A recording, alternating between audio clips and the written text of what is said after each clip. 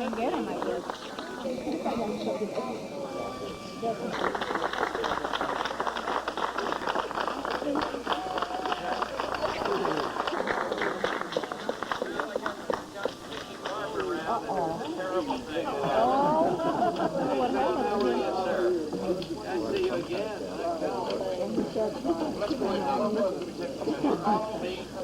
Follow me.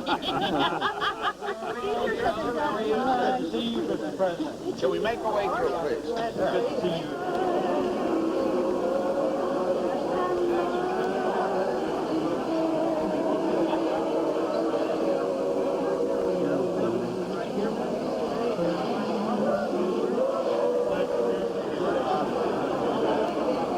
Hartman, top-notch people.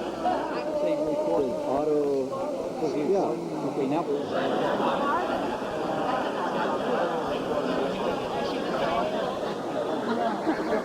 George Bush. I say again, if you did not have your picture taken,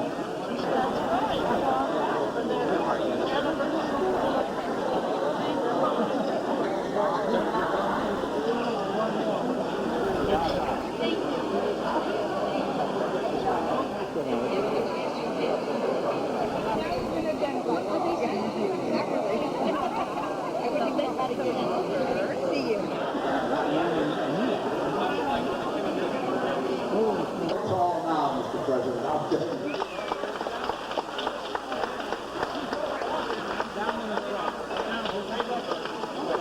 There's your official photographer. I know that. He said that is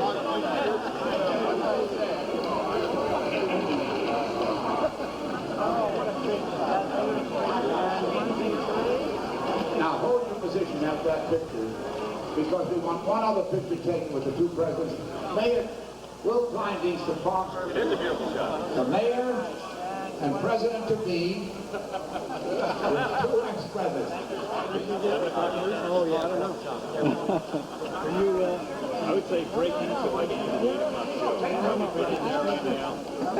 special report. I got it. You did good, pal. Okay, thank you. yeah, sure. Don't go away, because this is our moment of the evening. Favorite rabbi of you all. Ladies and gentlemen, a dream came to a man's mind some time ago, and that man had behind him a very famous, beautiful woman. Bob Pond dreamed about having a Palm Springs Air Museum, and George was behind him going like this. Yes, do it.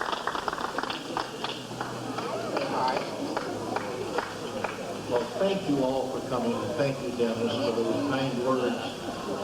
It was a dream. All of a sudden I woke up and here it was all done. Actually, ground broke April 15th, and by June 1st, we sent the contractor on his way home. And we started taking over building of the interior of the things that we wanted to do. But in any event, thank you all for coming. This has been important to us, not only this event, but the gala that many of you also attended. And we hope to have a couple a year each time, make it interesting and exciting, so that you'll want to come back again. Now it's my pleasure at this point to present a naval aviator, former President of the United States, President George Bush, and Mrs. Bush. We'd like to have President Bush say just a couple of words, and hopefully Barbara might even say a couple of words. Oh, we also want to give a special thanks to President Ford, and Mrs. Ford, and also, of course, the host. We love you all. Thank you so much for coming. One of which I flew in another couple of years, and I would single-handedly have won the war. No, I flew this, I flew that. Nobody gives a damn anymore. But anyway, We're delighted to be here, and of course proud of Bob Pond and what he's brought to this community and what he's really preserved for our country. I, of course, want to salute Betty and Jerry Ford, who showed me so much class and gave me so much opportunity when various assignments he had me perform, and all of it leading to being president. And of course, everybody's friend, and we all look up to Bob and Dolores so much. So this is a very special time for Barbara and me. And now, having given her that round of applause, the woman who for 7 years in a row in some forgettable magazine has been most popular in the whole world, Barbara Bush. Aunts and our very precious friends, the Fords and the Hopes, and all of you. And I just want to tell you that he's very jealous. He's got a dog whose book outsold his. He's got a wife. He's got a son who's the governor of Texas. There's very little left, but he deserves that. And very, very dear friends who represented our country in China. George was the head of the CIA, a darn good vice president and a first-class president. Congratulations. The only thing I want to say is that I've been trying to find Barbara to sue her. They stole the last TV show. Both of them stole the show. And I've got a suit going for it. Let me also, you hear that roar? You know what that is? No, that's your plane, the TBM Avenger. The torpedo bomber is coming right up to the door. This is the plane that President Bush, no joke, this is the type of plane that he to be commissioned as a pilot, 18 years of age.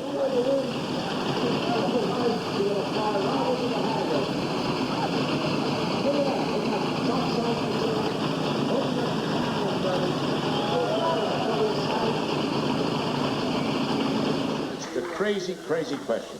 What was the last thought that went through your mind when you had to ditch? Well, Barbara said, you better say B. What was the last thought? how the hell did he get out of there? I mean, it was on fire, and that was a long time ago. I hardly remember, but it was a marvelous plane to fly. It was, you could slow it down, and it was very stable. It was the biggest combat carrier plane in those days, but it was easier to land than these fighters, and three-pace. We had two gunners, a gunner up top in the turret and one in the tail gun with a 30 caliber, 250s firing forward, and a marvelous airplane. The TBF was Grumman, and then it went on. General Motors built a lot of them. They called them the TBM, but the dimensions were identical. But it's a wonderful, stable airplane with a lot of happy memories for me. Now, another question for you. We have on the back of that airplane, Jenny. Now, would you explain that? Well, I don't know, except that was the girlfriend then of the gunner. That's. Are you sure? Oh yes. Yeah. Now, just a minute. You said he had to think of you. Were you married at that time? Oh, what? We were engaged. Why do you think Barbara was on the plane? All right. Okay, I just want to get it all straight so the reporters here don't put it in National Enquirer or something about Jenny. Jenny was the gunner's girlfriend, right?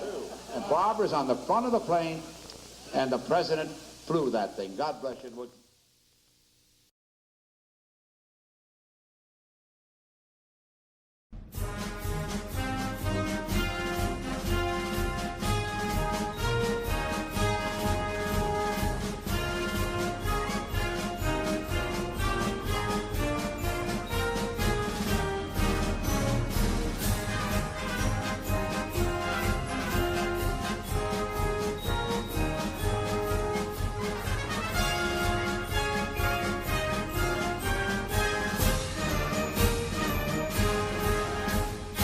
This was, I recall that it was the last day that the fleet was going to be in Task Force 58 before it went south to join Halsey's fleet, 58 under Mitcher, 38 under Halsey.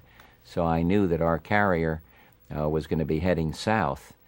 I also was told by the intelligence officers that we could encounter fairly heavy fire. I knew that my target was a radio station. And we pushed over, and the minute we pushed over to dive from, I forget, we were around 10, 11,000 feet, maybe 9. But anyway, pushed on over, and you could just feel the danger, because you could see all the black puffs of anti-aircraft fires, highly concentrated, that you'd see a big black puff and you go by it, and I figured we were in for a complicated dive, but some way about halfway down the run I was hit, and you could feel the plane go push forward like that, up and forward, and then suddenly it was all engulfed in flames, and I finished my bombing run, but by the time I pulled out over the ocean, the plane was really burning. The whole inside there's a lot of smoke, and the instruments, you could hardly contemplate them.